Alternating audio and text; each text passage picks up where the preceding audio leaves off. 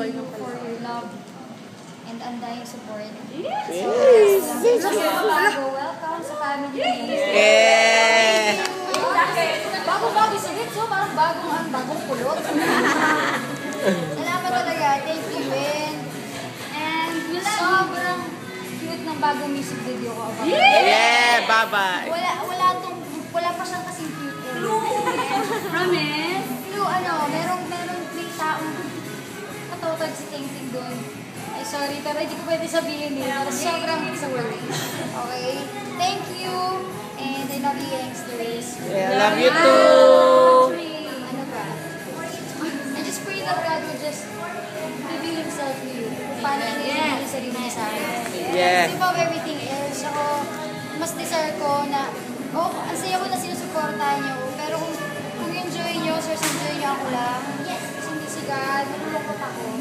Kasi ako, parang kanta lang eh. Minsan, hindi ako palagi nakikita. Pero there's one person who will never leave you nor forsake you, and that is God. I pray na kung paano ko kakilala si God, kung paano ko siya tatay, tsaka best friend, sana maramdaman niyo yun. Sobrang sarap ni God kasama. Siya lang kasama ko pag maalis ako ng bansa. Sobrang sarap niya kakwentuhan. When I read the Bible, when I read the Word, yun, pray. Magkaya sobrang desire basahin yung Word kasi sobrang ganda. Minsan di ako makatulog kung nagbabasa ako.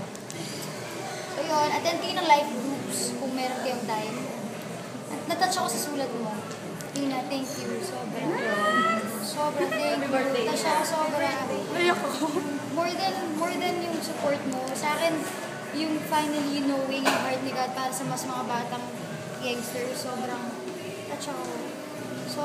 Sobrang gusto kong mag-thank you sa'yo. Tsaka sa mga naging leader na ng youngsters na tinutulungan yung mga bata para mag-grow in their relationship with God.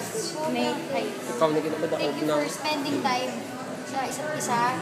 Kahit through Facebook or Twitter man lang yan. Yeah. Pero checking up on each other. Kamusta kayo? Alam niyo yun, yan yung genuine. Alam niyo ako, hindi ako pala sagot ng mga messages sa Twitter. Pero pag nakamusta ako, tsaka sumagot ako, yun eh. And it's genuine. Yun yung gusto ko yung part sa inyo na whatever you do it from your heart. Okay yung gagawin ng dami ko, confirm kayo sa mundo. You do it because you love.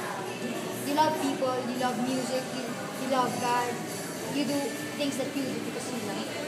Si God talaga yung bilis ng ginagawa mo. Huwag kayo mag-conform sa world. Kung nga lang manila tulad ng iba. You can stay pure, holy and blameless. Stay pure, holy and blameless. Yun yung sabihin ko. And kahit ako, at sa sarili ko, hindi ko ma-imagine na kaya nagagawin sa buhay ko. I'm 24, hindi pa rin ako nakaka-boyfriend. And sa iba, pag sabihin nila ba yan, 24 na siya. Sa akin, sobrang honor to really preserve myself for that one that God is already prepared for me. And I pray na ganun yung rules. Prepare sa inyo, huwag niyo ibibigay yung heart niyo to someone na hindi binigay ni God sa inyo.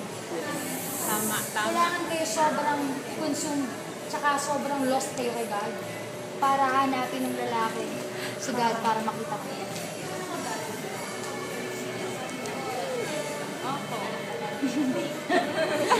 Yung hayaan kinig kayo ng iba. Bigyan niyo yung sarili niyo sa gaya na sinabi ni God. Yes! I pray na sobrang mas straighten lalo yung relationship niyo sa hindi kayo makalimot kung sino kayo. Bukod sa youngster kayo.